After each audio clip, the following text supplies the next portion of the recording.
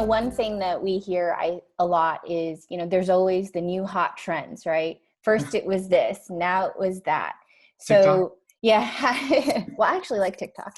But how do you think about, what are the ones that are here to stay, right? Versus the sort of flash in the pan, the new buzzword AI, how do you think about which ones are going to be endearing?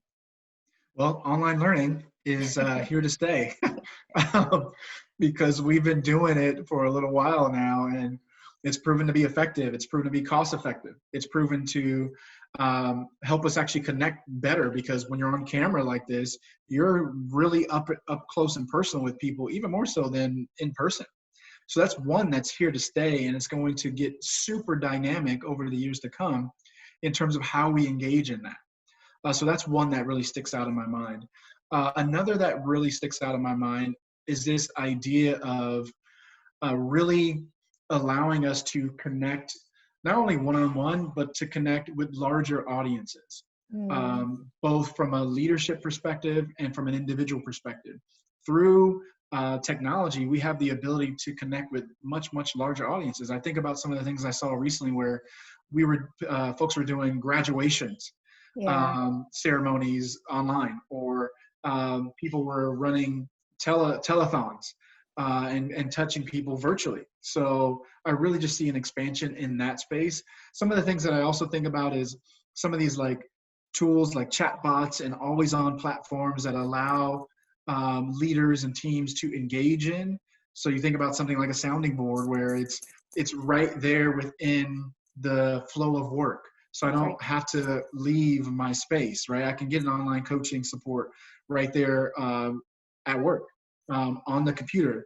And so the idea of those types of tools that are going to meet us in the moments when we need them the most, those are going to continue to take off, and even take off more than before, because I think before it was like, oh, that's kind of cool. But now it's like, wow, that's a necessity, because I'm in the flow of my work and I need that type of support right then in that moment. Right. And one of the things I think is a real opportunity is that having to break out of these old constructs has Oh, actually unleashed creativity, right? I mean, yes. what are your thoughts on that? Yeah, I think about some of the old constructs of where we were so focused on how many people participated in something. Like I think about all the rosters that I would put together and like, well, we had 25 people participate in that workshop. And it's like, yes, that's an important piece of understanding if people are engaged, but I've been doing sessions with 2 and 3 people that have been super impactful for folks.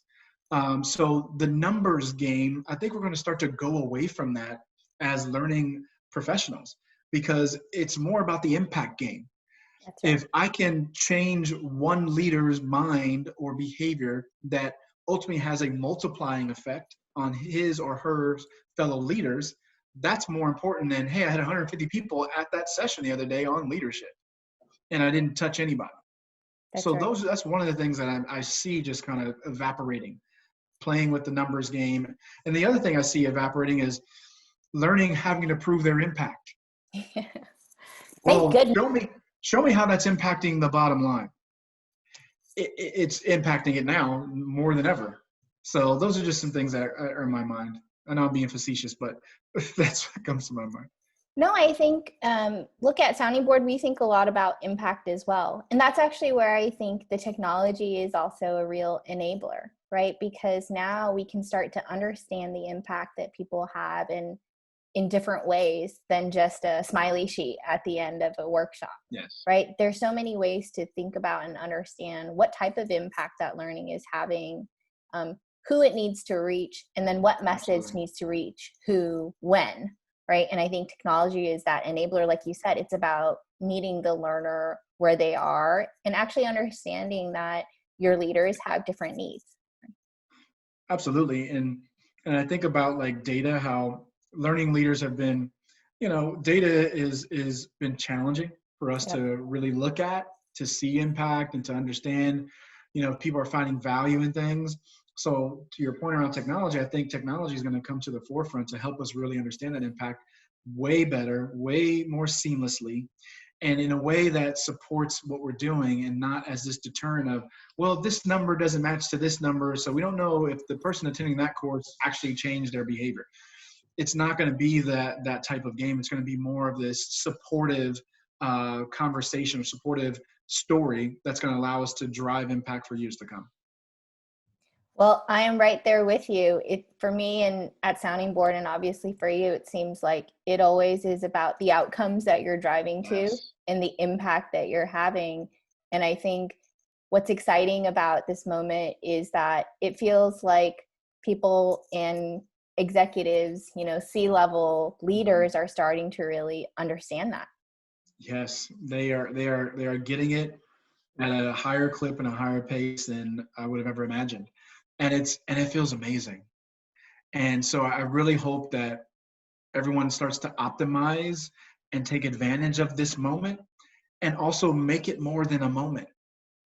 Make it a movement where learning comes into the forefront of our minds. Like I have a LinkedIn Live show called Learning Out Loud, where we focus on how we bring learning to the forefront of everything we're doing in our lives, because it's helping us get to where we want to go, and is necessary for our well-being, both psychologically, mentally, and emotionally.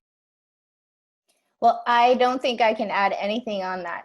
You know, learning as a movement, that's something I can get behind. So thanks again, Naphtali. Absolutely, no problem.